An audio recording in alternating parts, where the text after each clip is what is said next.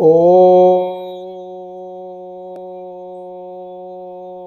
नमो भगवते वासुदेवाय। सुखं शयाना निलये निजेपि नामानि विष्णो प्रवदान्ति मर्त्या तेनिश्चितं तन्मयतां व्रजन्ति। गोविन्द दामोदर माधवेति। गोविन्द दामोदर माधवेति।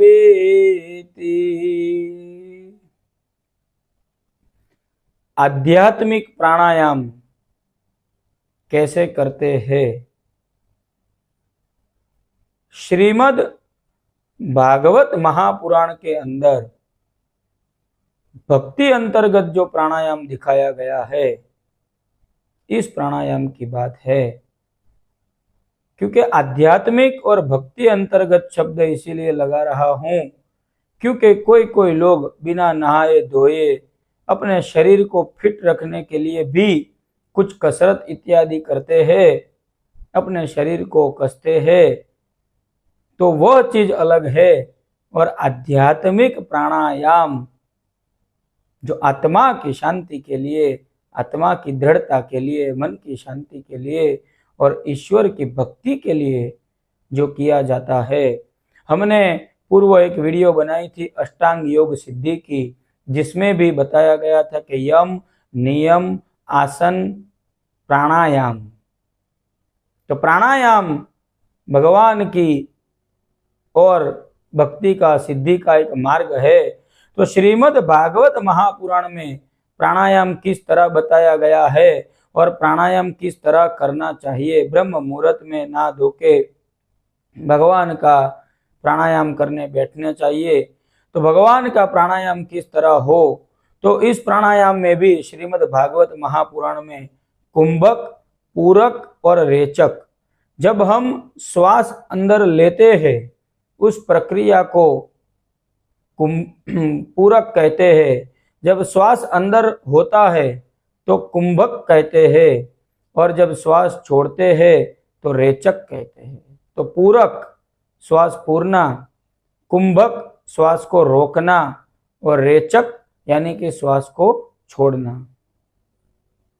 तो पूरक जब श्वास अंदर खींचते हैं उस समय ये राइट वाला जो हाथ है और राइट वाली जो नासिका है इसको दबाना है, और ये जो लेफ्ट वाली नासिका है उससे हमें श्वास खींचना है। धीरे धीरे ऐसे धीरे धीरे धीरे धीरे धीरे लंबी श्वास खींचती जानी है। लेकिन श्रीमद् भागवत महापुराण के अंतर्गत जब हम पूरक प्रक्रिया करते हैं तब हमारी जो नाभि है, वो नाभि चक्र में से एक कमल नाल का तंतु है, उस नाल के ऊपर एक कमल है, उस कमल के ऊपर चतुर्मुख ब्रह्मा जी विराजमान है, जिनके 4 मुख है, जिनकी सफेद दाढ़ी है, हाथ में कमंडल का पात्र माला धारण करते हैं, जिनका वाहन हंस है और जो उस कमल के ऊपर बैठे हैं,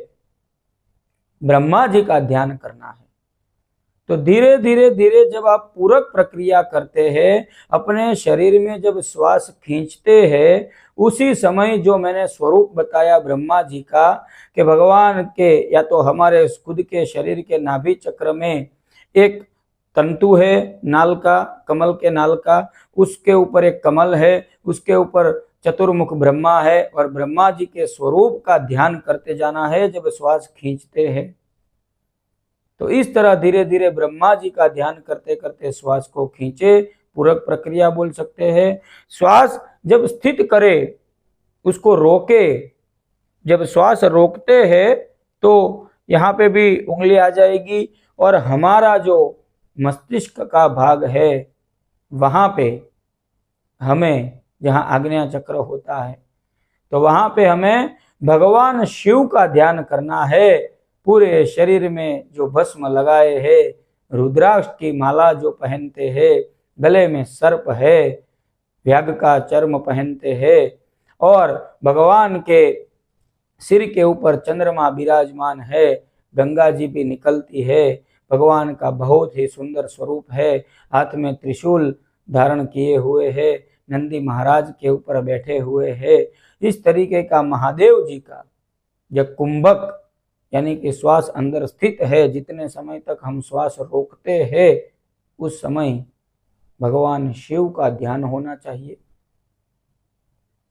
जब श्वास फूलते हैं तो ब्रह्मा जी का ध्यान होना चाहिए। कहाँ पे? नाभि चक्र में, और वहां पे कमल नाल का तंतु और कमल के ऊपर ब्रह्मा जी।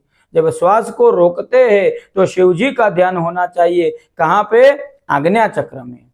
और जब उस श्वास को हम छोड़ते हैं दूसरी तरफ से धीरे धीरे धीरे धीरे धीरे, तो जब श्वास छोड़ते हैं, जिसको रेचक प्रक्रिया बोलते हैं, उसी समय हमारे हृदय के अंदर एक कमल विकसित है, हृदय कमल है, हृदय ही कमल है। तो हृदय कमल में भगवान विष्णु, नारायण, श्री हरि का हमें ध्यान करना है।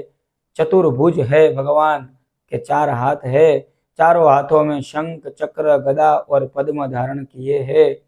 भगवान के हृदय में श्री वत्स का चिन्ह है, भगवान के गले में कौस्तुभ मणि है, भगवान ने बहुत सारी वनमालाएं धारण की है जो कभी कर्माती नहीं है।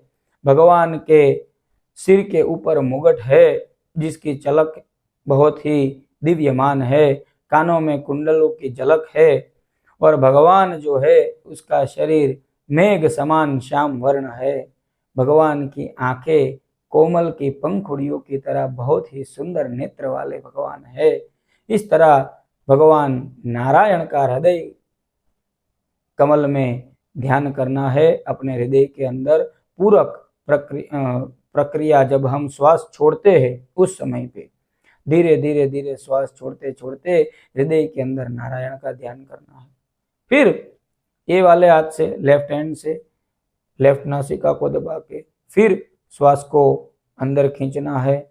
फिर नाभि में कर्णिका, कमल, ब्रह्मा जी का ध्यान, फिर श्वास को रोकना है, फिर मस्तिष्क में शिव जी का ध्यान, फिर उसको इस तरफ से छोड़ना है, फिर हृदय के अंदर भगवान विष्णु का ध्यान, नारायण श्री हरि का ध्यान। इस तरीके से अगर आप केवल 21 दिन तक प्राणायाम करते हैं तो धीरे धीरे आपकी आध्यात्मिक ऊर्जा जो है वो बहुत ही बढ़ेगी। भक्ति मार्ग में आप बहुत ही अग्रसर होंगे।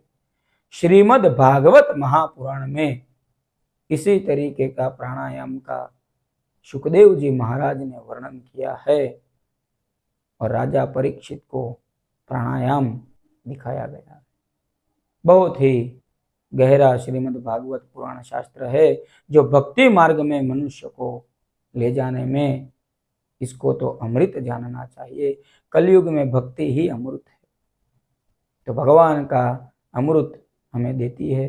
तो श्रीमद् भागवत महापुराण की शरण ले और प्राणायाम जो है उसका आध्यात्मिक महत्व समझे, आध्यात्मिक महत्व से प्राणायाम करे, जिसका शारीरिक फायदा तो होगा लेकिन आध्यात्मिक फायदा भी होगा। नमो नमः।